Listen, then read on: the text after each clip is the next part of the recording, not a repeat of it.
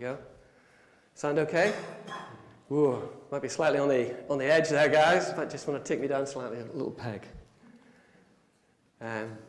Well now, it's great to be stood before you this morning. Thank you, Bernard, for that prayer. If there was anything ever to strike fear into the heart of a preacher, was the way in which Bernard prayed for. Oh, I'm so grateful and humbled. Thank you, and thank you all. Great to look out at you. Steve has also set this morning's sermon up so well. I whispered to Linda earlier on that one of my early ideas for this sermon was I was going to bring in a mirror. Boy, am I glad I didn't. That would have been no good at all. But anyway, so just yesterday, I was taking the dog on its usual walk up on Beacon Fell, and as I'm turning around by one of the picnic tables, there's this young man in his late 20s, early 30s looking at me with this beaming smile and rising to meet me. And I'm going, ooh. And he says, "It's Ben! It's Ben!" He says, because he could see this kind of fixed smile on my face. He said, "I know you're friendly, but I'm not really remembering who you are." Anyway, to cut a long story short, Ben introduced himself again, and Ben is the son of a couple that we knew in our previous church. And of course, my memories of Ben are with him about this height, and of course now he's this height. But the lovely thing he said to me was, "You don't look any different from 10 years ago." Oh, how good is that? We're talking about image today as Steve's set us up, and that made me feel $100 and more. That was contrasted by a few days earlier, actually. I caught myself in the reflection of the patio doors. And need to take this down a bit. Just take the gain down. You can hear the little wing, wing after I'm speaking. Caught myself in the patio doors sideways on. Never a good look. That sounds perfect, thanks. Never a good look. And I'm not going to demonstrate, actually. I'm still holding it in. But you know the way as age passes, gravity takes its effect, yeah. And the sad thing in that particular scenario was that Linda agreed, which was not so good. Age is not kind. The image we portray and the way we look has significance. Whatever way around we look at it, whether we're thinking about ourselves or whether we're thinking about other people. So here we have some people that we might have thoughts about. Will we start on the top right? Who's that? That's correct. That's Pastor Paul, who's often mistaken for George Clooney, isn't that right? As he frequently tells us. Someone who is reportedly very good-looking as a guy, a wonderful actor, and currently a very great activist for the Democrat Party, I understand, and funds them enormously. Underneath Pastor Paul, then, is Kim Kardashian. Notice not so many of you knew that, but Kim Kardashian actually is a very significant influencer in the world. Her image means a lot of things, particularly to younger people. You qualify for the younger people there this morning. Very wealthy. People aspire to be like Kim Kardashian. Their marketing techniques are enormously clever in that they're hugely wealthy, but they've invented little eyelashes that everybody can get quite cheap. And apparently Botox is a thing. Don't ask me. The main picture is Steve Cowles.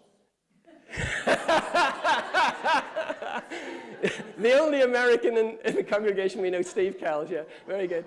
So Steve Jobs, yeah, Steve Jobs. So Steve Jobs he's died now sadly, founder of Apple, and brought to us along with his team the iPhone and the smartphone, which has changed the world, has it not? It was only yesterday as well. God's provided me with lots of great examples for the start of this sermon. So I bumped into Dave and Lou, and we were at the Booths car park, and in the midst of our conversation, Lou talks quite eloquently to me about how you cannot do without your phone. Yeah?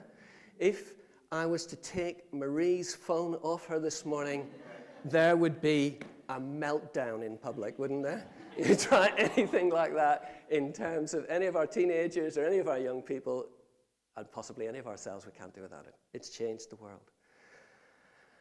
The image of these people, the things that we make, have great significance.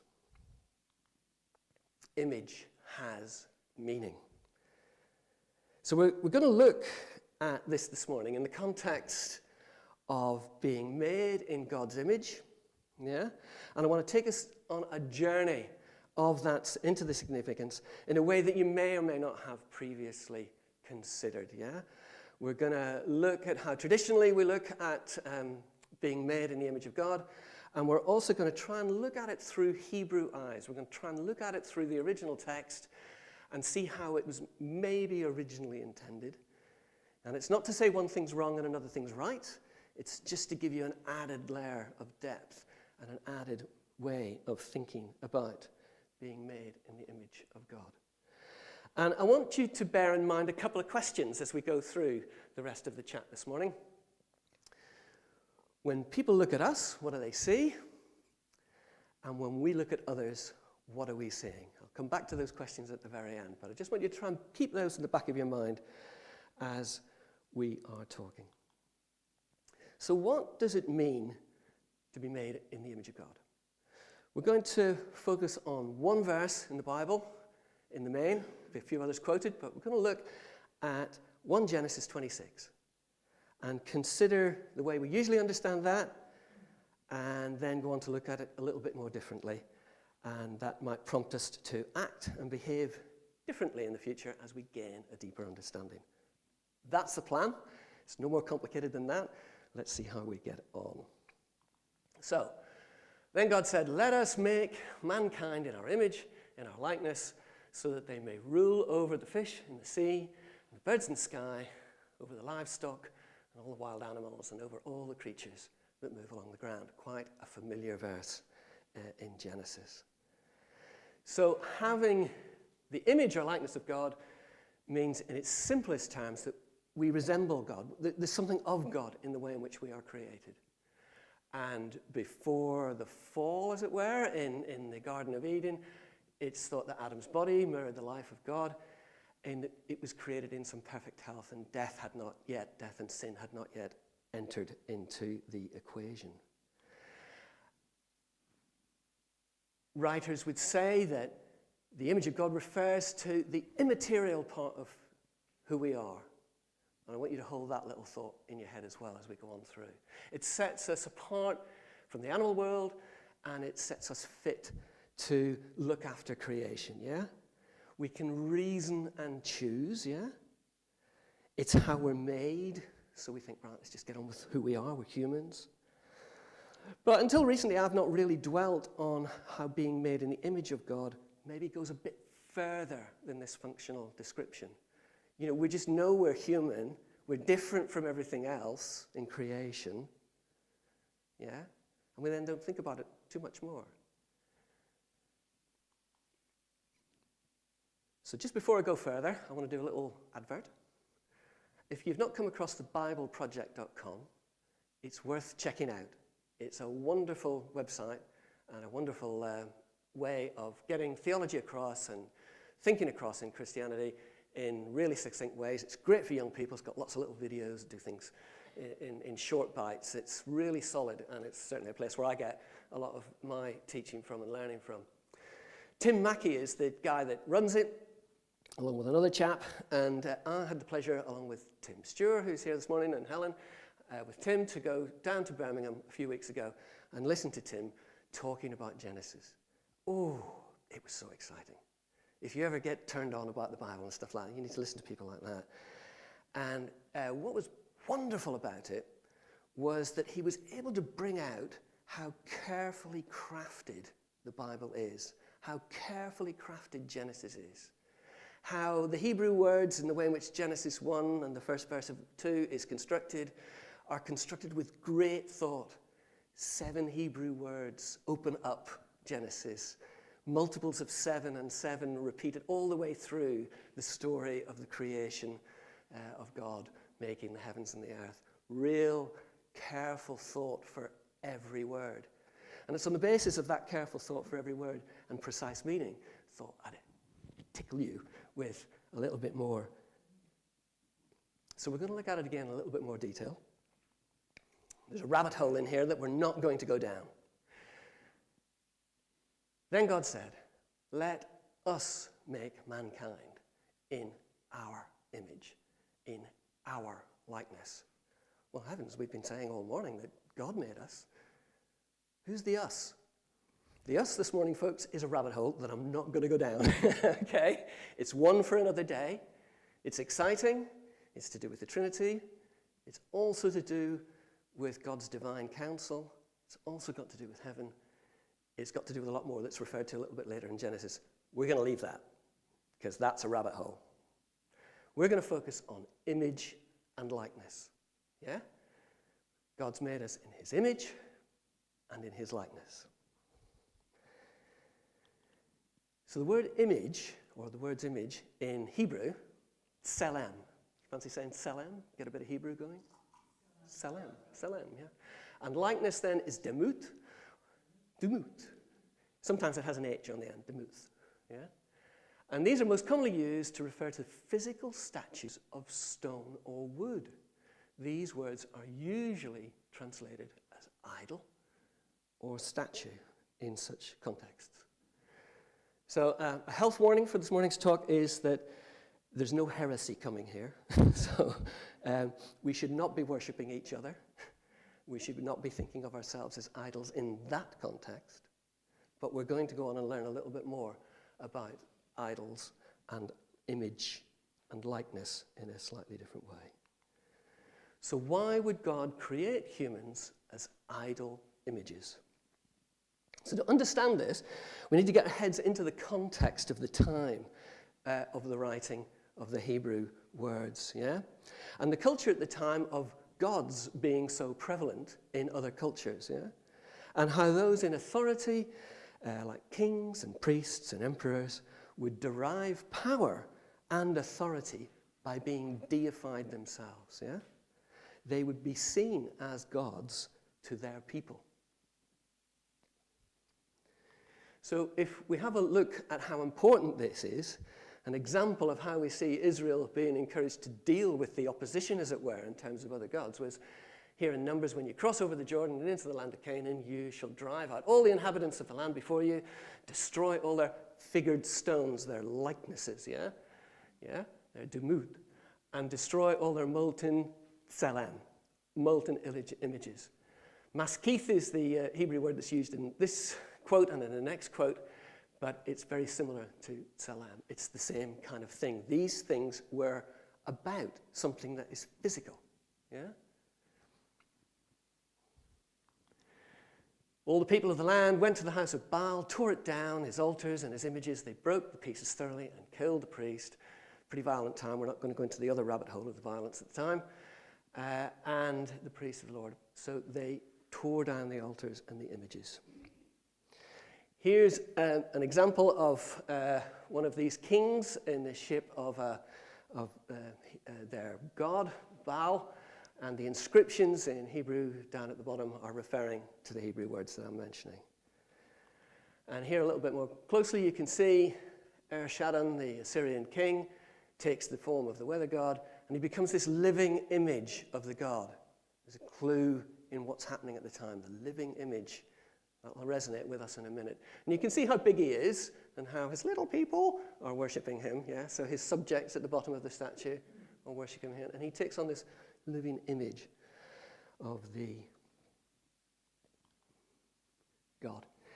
So I've had the privilege as well of actually meeting up with this chap, Crispin Fletcher-Louis, and he, along with a number of others, are some of our foremost theologians at the moment, trying to understand more clearly how some of this all works. And so I'll read through what he's saying about this and seeing if this starts to take us to a new spot. So to appreciate the full force of the image of God in humanity, we must have in mind the role of Near Eastern religion, in other words, time, where an idol is set up to be the real presence of the god, yeah? And because the god's really believed to inhabit that image, yeah, its proper veneration guarantees God's benefits and protection of the worshipping community.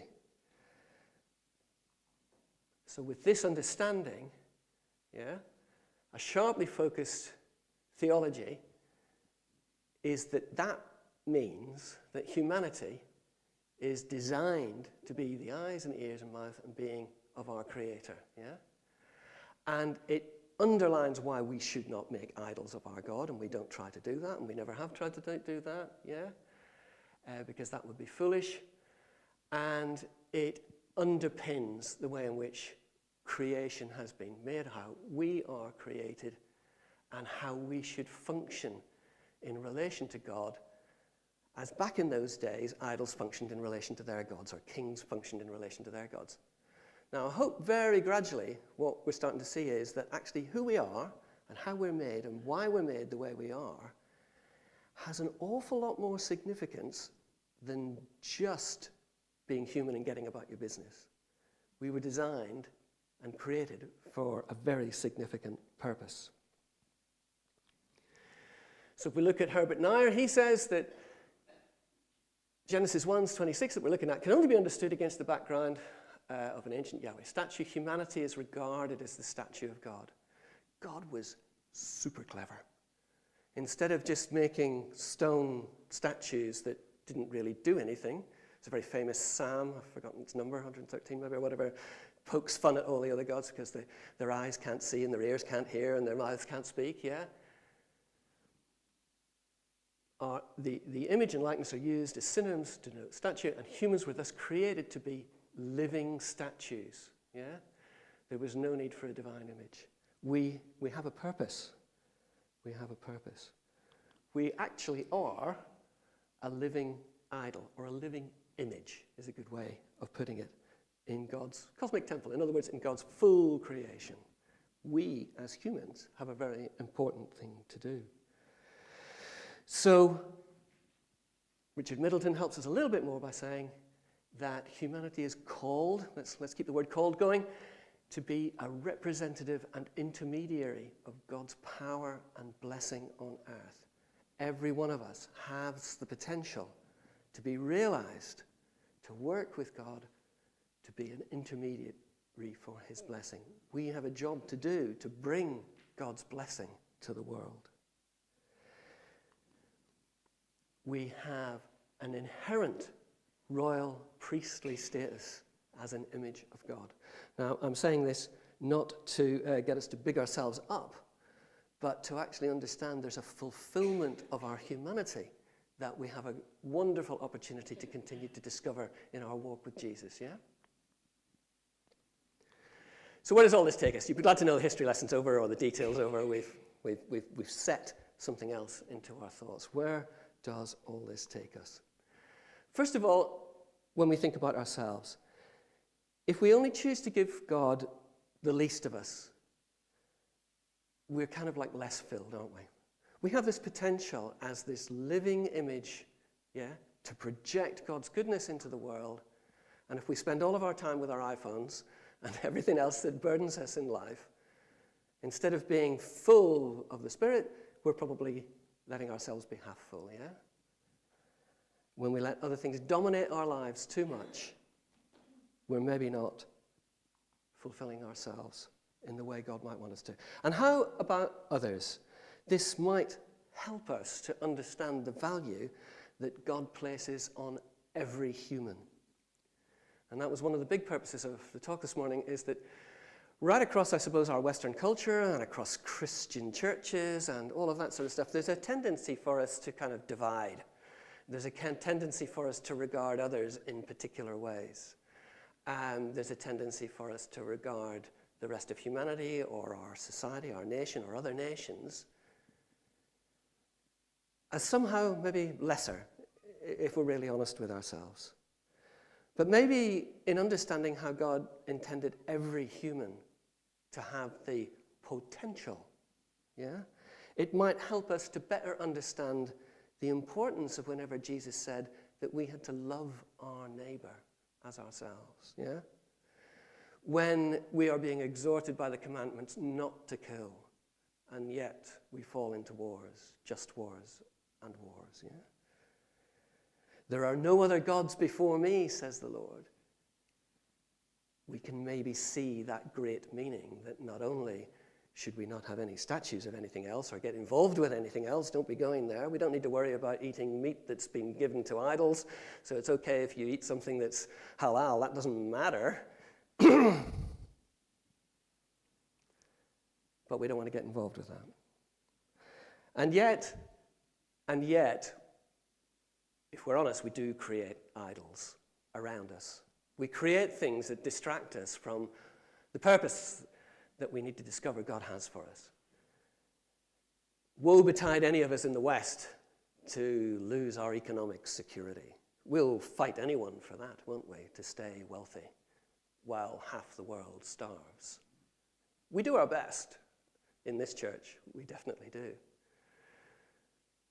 The dehumanization of other people is a political trick. Yeah? If you look at the current politics of the United States, the Republicans led by Mr. Trump call their opposition things that would make them feel less than human. The Jews at the time of Nazi Germany were seen as less than human. Ukrainians at the time of the pogroms were seen as non-human and sent to camps. There's no place for any of that in God's plan. To what extent do we let technology, computers, our iPhones, I'm using an iPad this morning, it's all up there and we're using technology all the time, but you know, whenever I met Lou and Dave yesterday, it did strike me that we can't do without the dang things, and we probably are much too focused on our screens. Social media can be a force for good, and we can participate in all of that. We've got a great ladies' WhatsApp group, I'm told. The men only put anything on WhatsApp whenever, you know, you just got to do something. There's no chat going on there, guys, is there?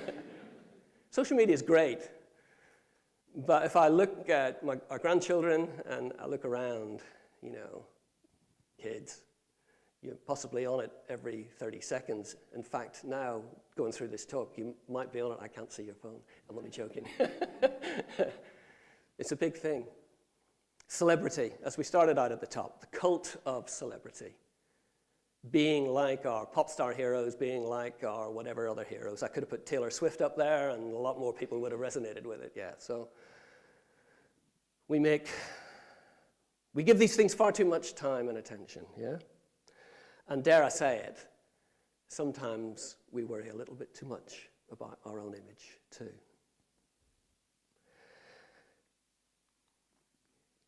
To realize our fullness as human beings and to see the possibility of that for others, yeah?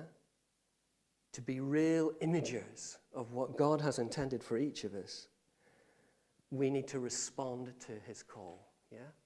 And put on our new self, because in the world, these frames that we have are in many ways all that God has to show the rest of the world what he is like, yeah? We take on the likeness of his character, his goodness, yeah? His love, his regard for others, selflessness, yeah? The love, joy, peace, patience, kindness, etc., that we're encouraged to have as good characteristics, yeah? We put these things on. And we don't earn them. By grace, each of us has been saved through faith, not of ourselves. It's a gift of God. If you're with us this morning, or you've been with us for a long time, and you've not taken the step to accept the gift, to fulfill the role that you have as a human being, yeah? Today's the day. Today's the day. Turn to Jesus. Turn to his saving grace. I hope that all that I've talked about today also maybe makes us think about some of the songs we sing. We sang one this morning, To Save a Wretch Like Me. I actually picked that song and another one or two Amazing Gracie type songs whenever Crispin Fletcher Louis came to talk to us a long time ago. And he took me aside at one time and reminded me that in God's eyes, we're not a wretch. If we've been made to image him, to show the world who he is, we are precious in his sight. The people that are throwing the stones at the police that Steve mentioned earlier on have the potential to be precious in God's sight. Our politicians are dealing with them very harshly, possibly quite rightly, with long prison sentences. This is quite short-term reaction when we know that some of those people are poor, drug-dependent, alcohol-dependent. One of the women that's been sent to prison for 2 years, it does not excuse what she did, was drunk at the time, got caught up in it. She's had several children taken off her. We pray for our police. They do a great job. We must never forget that people are human, loved by God. And I hope it stirs us as Christians to have that real sense that every encounter that you have during the day, from the lad that I met that I hadn't seen in 10 years, there is significance and meaning of our interactions with everyone that God puts us in touch with. Yeah? If you've never taken the step to accept Jesus Christ as your Lord and Savior, to enter into this relationship where God can fulfill you as his imager in the world today, then do come and speak to me after. Speak to Bernard, speak to Steve, speak to any of us. So we conclude. I hope I've lasted 20 to 30 minutes. When people look at us, what do they see? And when we look at others, what do we see? Amen. Well, we have the band up and I'll finish with prayer afterwards, yeah? Okay. Let's sing our last song of worship. Thank you for listening. Bless you.